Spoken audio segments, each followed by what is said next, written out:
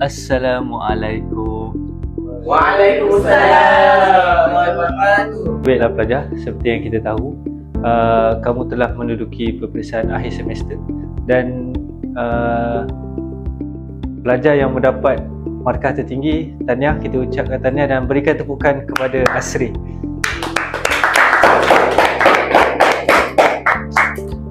Tahniah kita ucapkan kepada Asri kerana telah menjadi pelajar yang mendapat markah yang tertinggi dah dalam subjek falsafah ni.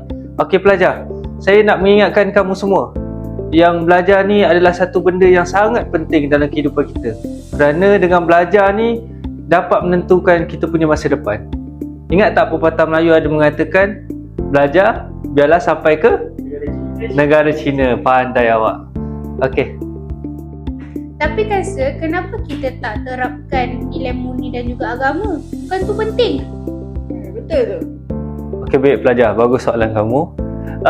Sebenarnya macam yang saya cakap tadi, apabila kamu belajar dan kamu akan dapat satu benda yang kamu tak tahu.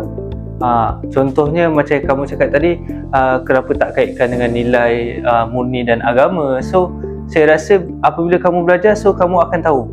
Macam contoh di negara barat, mereka menerapkan kepada anak-anak mereka hanya belajar saja yang boleh mengubah masa depan masing-masing.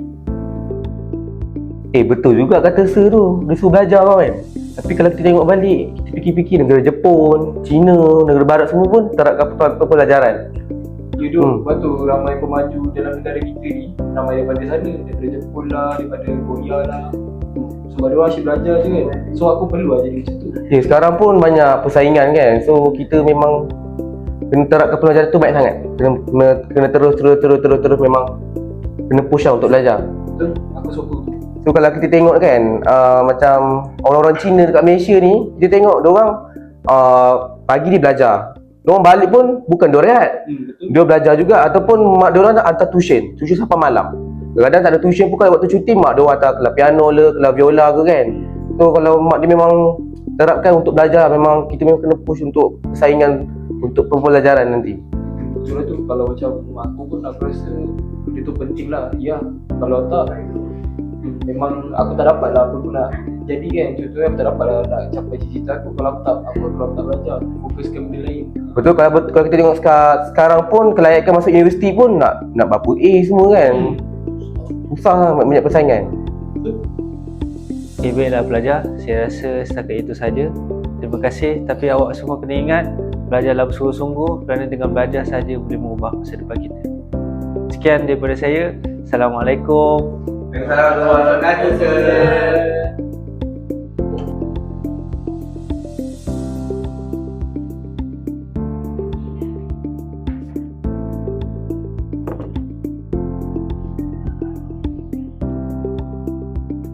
Okay, aku rasa bangga lah dengan diri aku guys. Ya, aku belajar je kan. Lepas tu dapat result power. Aku sejujurnya lah kan, aku tak berapa setuju dengan pendapat sir tadi. Betul tak? Ya, kan saya cakap kalau kita nak berjaya, kena belajar kan.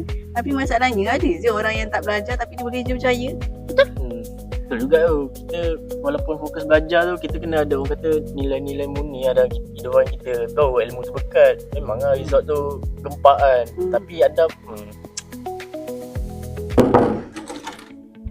Assalamualaikum kak, dia dah balik. Salam, lambat balik.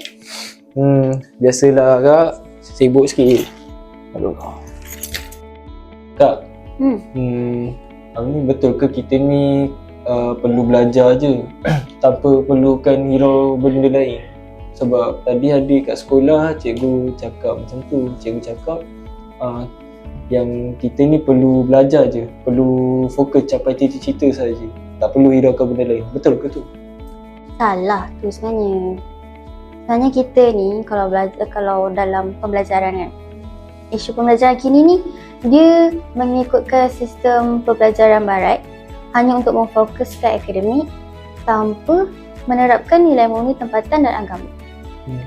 Contoh lain, isu pembelajaran ni yang sebenar-benarnya lah, dia perlukan pembelajaran akademik seiring dengan kita punya nilai murni supaya kita dapat melahirkan seorang insan yang bukan sahaja pandai dalam akademik, tetapi sikap nilai murninya yang tinggi.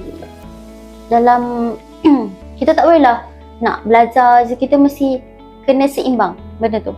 Faham tak? Faham. Betul juga yang apa akak cakap dia. So aku kena seiringkan lah benda tu. Asri, apa? Aku tadi kat sekolah. Aku duduk dulu boleh? Duduk sila. Boleh, sila. Dia macam gini. Dia tadi ceritanya dekat kelas, aku dapat markah exam tinggi. Lepas tu cikgu cakap lah, apa ni, yang kita ni perlu belajar je. Tak apa, perlu hiraukan semua benda lah. Tak apa, kau pendekkan lagi. Okay. Apa ni, so apa yang akak cakap pula, kita ni perlu seiringkan ataupun seimbangkan. Jadi memang betul lah apa yang kau cakap. Kita ni sebagai orang tempatan, kita perlulah seiring dengan nilai tempatan kita. Jangan ikut pengaruh luar. Maksudnya kalau boleh pendidikan kita ni mesti seiring tempatan dan juga pendidikan. Bukan kita menolak barat, tak. Kita perlu bersama-sama pastikan dia seimbang. Sudah, pastikan kau hadam dalam tu sampai kau jaya esok. Esok.